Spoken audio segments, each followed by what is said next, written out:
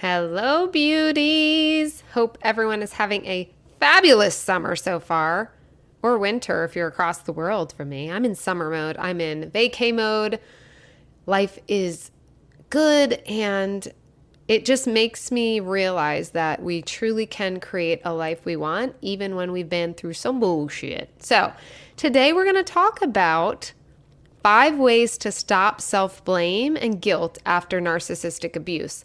And I'm doing a second podcast about this because it's come up a lot lately with my clients. Some followers have messaged me about the self-blame and just feeling like ashamed and beating themselves up. And we don't have time for that. So we're going to get into it this episode. Hey queens, welcome to But Still She Thrives. Do you want to stop getting caught up in that wicked web of a creepy, crawly narcissist? Do you find yourself up late at night replaying the abuse you put up with and wondering how you can heal now?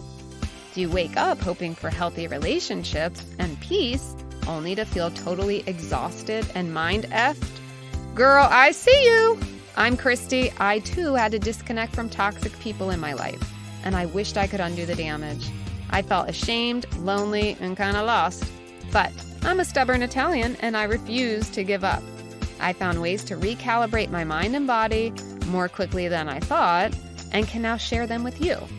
In this podcast, you will find coping tools, healing methods, and confidence boosters so you can trust yourself and find peace and freedom.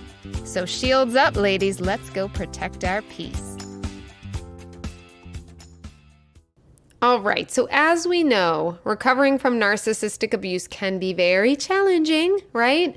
And overcoming the self-blame, the guilt, that just, you feel like, how did I let this happen? All of those thoughts can really kind of stunt your healing. So we have to kind of break through this in order to move forward. So here are 5 ways to help stop all those things that we just, like I said, we don't have time for. Let's move. Let's move forward and shimmy shake. Come on. The first one, really educating yourself about narcissistic abuse.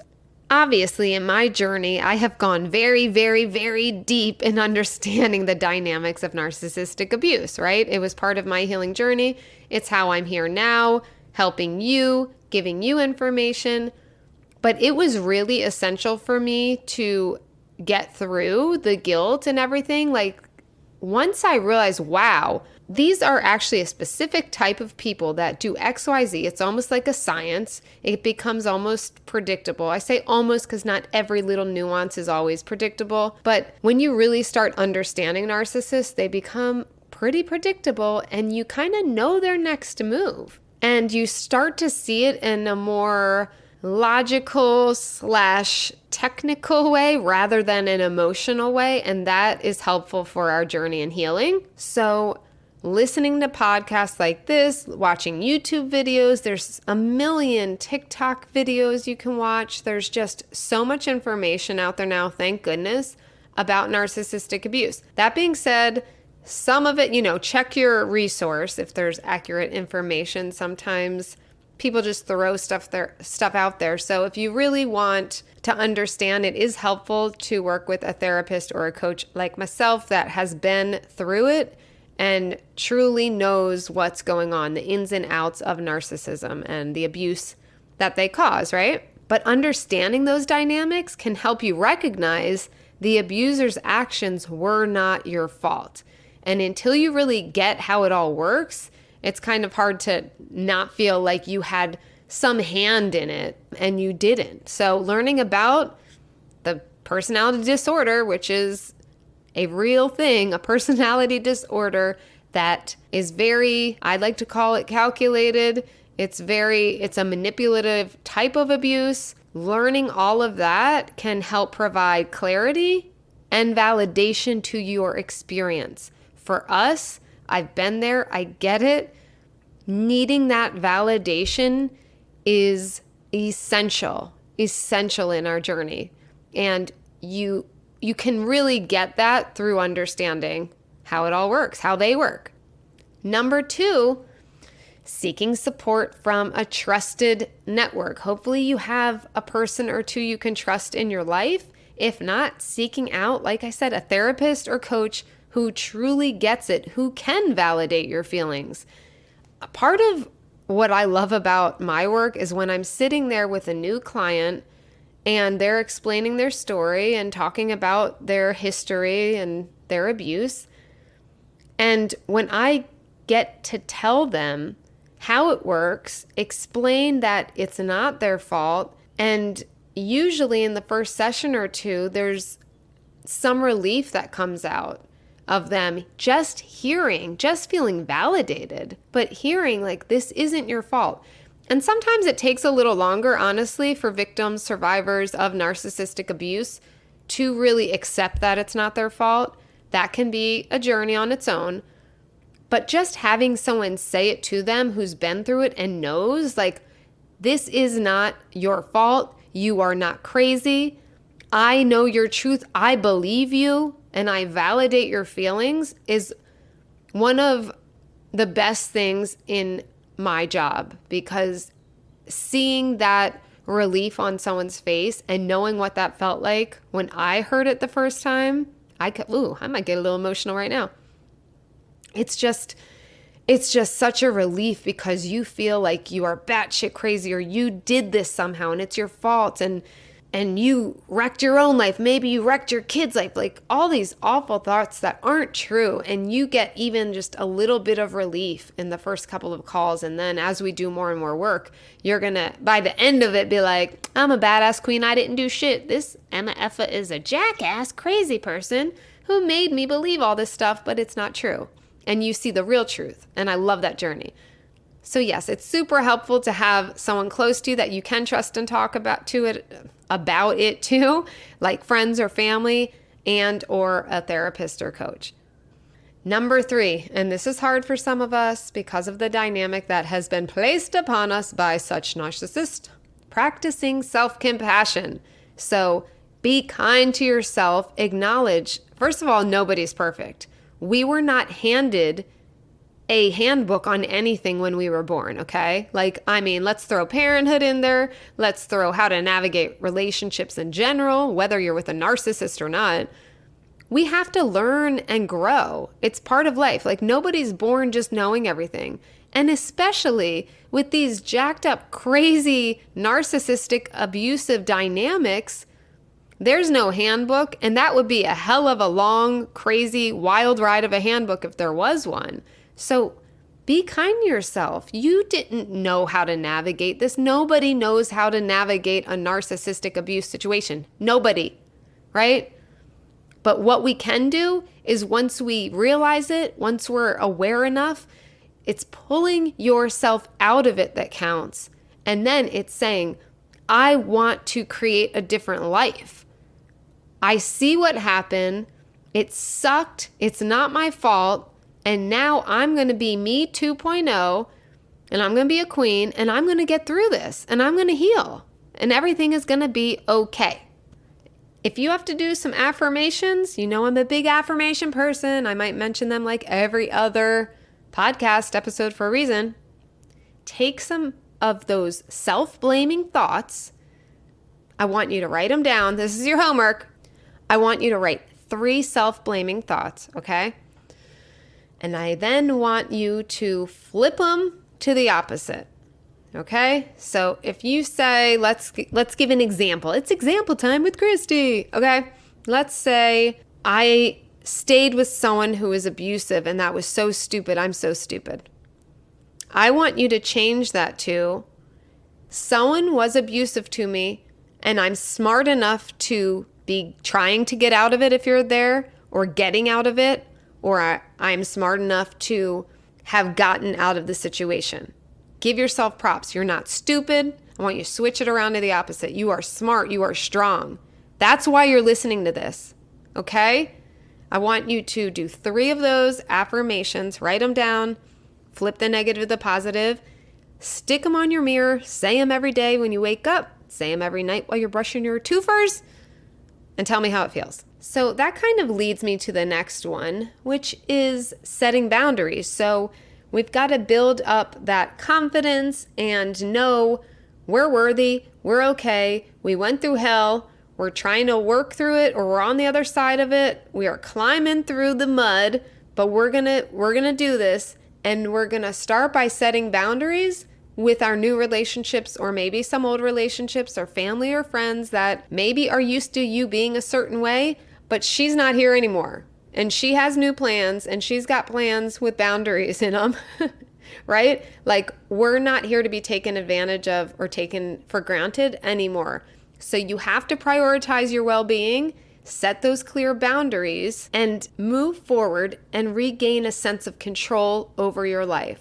You're here because your life got out of control and you don't want it out of control anymore, right? So let's take your power back. Let's take your control back. And the first step of that is creating boundaries. I have a 10-part boundaries course. It's epic, and it is in my show notes. There is a link for it. It is extremely reasonably priced for all the content in there. And I did that for a reason, because I want it to be attainable for people who can't work one-on-one with me for an extended period of time. I want you to be able to build your boundaries. And it's self-paced. One will leak out, that sounds weird.